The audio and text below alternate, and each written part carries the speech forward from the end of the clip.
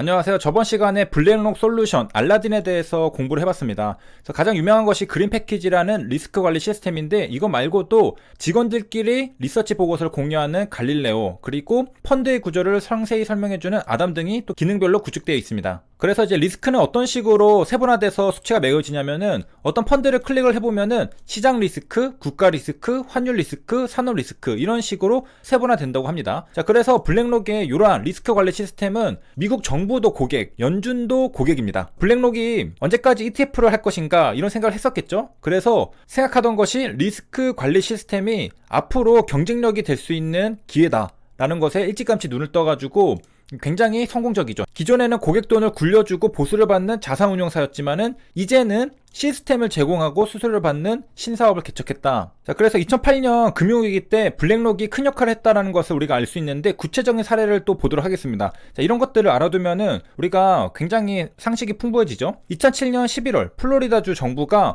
블랙록에게 요청했습니다. 이 정부 펀드가 있었는데 요 서브프라임 모기지 투자로 부실해졌습니다. 그러니까 고객이었던 학교, 소방서, 경찰에서 돈을 빼가는 펀드런이 발생했습니다. 그래서 270억 달러였던 게 140억으로 대략 절반 정도 급감하니까 주 정부 펀드 매니저가 급하게 블랙록을 찾았습니다. 야, 이거 어떻게 해야 되느냐 물어보니까 블랙록이 며칠 만에 포트폴리오를 분석해서 부실 자산을 진단하고 처리 방안을 짜주었다. 이런 사례가 하나 있고, 그 다음에는 금융, 증권회사에서도 블랙록이 관여했습니다. 앞에는 정부고 여기에는 금융가입니다.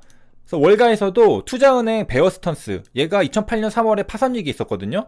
이거를 JP모간 체이스가 인수할 때도 블랙록이 관여를 했습니다. 자, 일은 어떻게 진행됐느냐? 3월 14일에 이 베어스턴스가 유동성 위기를 인정하고 미 연준에서 긴급 수혈을 결정했습니다. 자, 그런데 요거를 인수하는 데 관심이 있었던 게 JP모간 체이스였는데 블랙록에게 요 부실자산 평가를 맡겼습니다. 그래서 이것도 블랙록이 계산을 해줘가지고 JP모간 체이스에게 알려줬겠죠. 그 다음에 플러스 그 다음 날에는 이제 연준에서도 핑크 회장한테 전화를 걸어가지고 정부가 베어스턴스 부실자산을 떠안게 되었는데 요 긴급 수혈을 하니까 이 부실자산 관리를 블랙록에게 맡겼다고 합니다. 그러니까 블랙록이 2008년도에 굉장히 큰 역할을 했었다 라는 구체적인 사실을 우리가 살펴봤고요. 그 다음에 또 2008년 8월 미 정부가 양대 모기지 기관이 페니메이랑 프레디맥의 모기지 관련 자산 가치도 분석해달라고 블랙록에게 요청했습니다. 그래서 요 미 정부가 떠안게 된 AIG 부실 자산도 블랙록이 관리하고 있다. 그러니까 모든 부실 자산 계산은 전부 다 블랙록에게 맡기고 있는 거죠. 그러다 보니까 청문회에서 왜 아무런 공개 입찰도 없이 정부 계약을 블랙록에게 맡기느냐 하니까 이 미 연준이랑 재무부도 사실상 블랙록밖에 없다라는 말이죠. 블랙록 외에는 더 나은 대안을 찾지 못한다. 결국에는 블랙록 솔루션밖에 없다. 이렇게 된 거죠. 블랙록밖에 없었으니까 블랙록이 2008년에 그런 위기들을 혼자서 자산들 전부 다 매각해놓고 위기를 벗어날 수 있었던 거죠. 다른 기업들, 다른 증권사들, 다른 고객들은 이런 위기가 있는지도 모르고 온몸으로 받았는데 블랙록은 분석을 굉장히 잘하니까, 리스크 관리를 굉장히 잘하니까 이런 것들을 자기도 피하고, 그 다음에 뭐 미 연준, 재무부, 다른 증권사들에게도 도움을 주고, 그러니까 내가 너무 뛰어나니까 다른 사람들도 도와준 거죠. 2008년도에. 자, 그래서 이런 게 왜 어렵냐? 이 당시 이제 MBS 같은 것들은 이제 부실 여부를 평가하는 게 굉장히 까다로운 겁니다. 그래서 우리가 2008년 금융위기를 복습해보면서 생각해보면은 굉장히 복잡해졌습니다. 복잡한 거에 또 복잡해지고 또 복잡해지고 하니까 그 누구도 이러한 가치평가를 제대로 할 수 있는 사람이 뭐 없었다고 하죠. 그런데 블랙록은 있었죠. 사실은 굉장히 정교하고 방대한 시스템을 그동안 구축해왔는데 이러한 것들 경쟁력이 이번에 발휘가 됐었던 겁니다. 자, 이렇게 블랙록이 굉장히 역할들을 많이 하다 보니까 의존도가 좀 높아졌죠. 그래서 팬데믹 때 연준이 돈을 풀었잖아요. 여러 가지 프로그램들을 진행을 했는데 연준의 대규모 채권 매입 프로그램도 블랙록이 관리하고 있습니다. 그 다음에 이번에 바이든 행정부 경제팀에도 블랙록 출신 인사들이 꽉 잡고 있고, 그러니까 굉장히 많은 사람들이 지금 블랙록 출신들, 지금 블랙록이 굉장히 잘 나가고 있다는 것을 확인할 수 있겠고, 그 다음에 그 잘 나가는 중심에는 바로 리스크 관리 시스템인 알라딘이 있다. 알라딘은 여러 가지를 할 수 있는데 요 이름 잘 지었다고 생각했는데 요게 블랙록 고객들을 대상으로 한 공모를 통해서 선정했네요. 그래서 머셋 이런 것들을 조합해가지고 알라딘이라는 재치있는 이름을 탄생을 시켰고, 그 다음에 이제 블랙록답게 역시 서비스 수수료는 월가보다 훨씬 낮은 수준으로 책정할 예정, 이렇게 말을 했었죠. 자, 이쯤에서 우리가 생각해봐야 될 것이 블랙록은 사라고 하지도 않았는데 HLB를 사들였죠. 자, 물론 패시브 펀드일 가능성이 높습니다. 그럼에도 생각을 해본다면은 리스크 같은 것들 계산에 블랙록은 최적화되어 있습니다. 여러 리스크로 세분화해가지고 분석을 할 만큼 굉장히 뛰어난 능력을 보여주고 있는데 HLB는 계속해서 지분을 늘려왔죠. 자, 그러다가 얼마 전에는 5% 지분 공시도 나왔었습니다.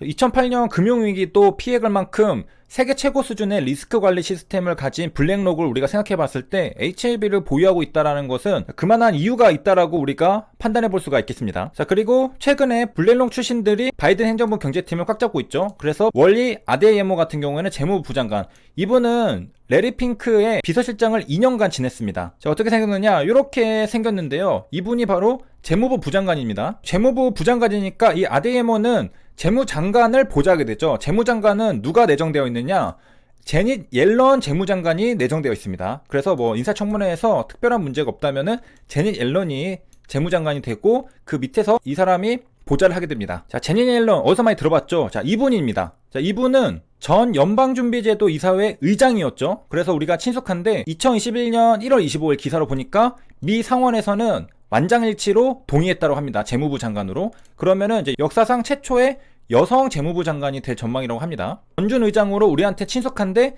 저분 밑에 부장관으로 블랙록의 비서실장 출신인 월리 아데예모가 있다라는 것이고요.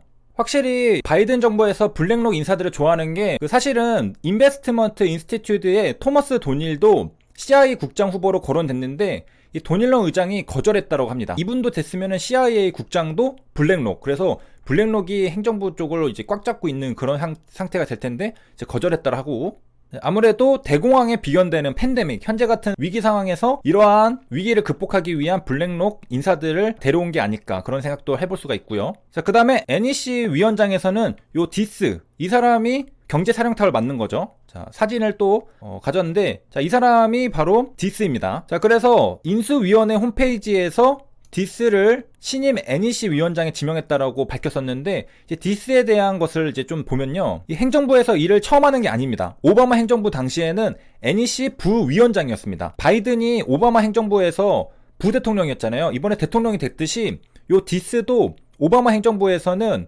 부위원장이었는데 이번에 위원장이 된 겁니다. 그러니까 바이든도 디스도 둘 다 한 단계 위로 승진했다라고 생각하면 되겠습니다.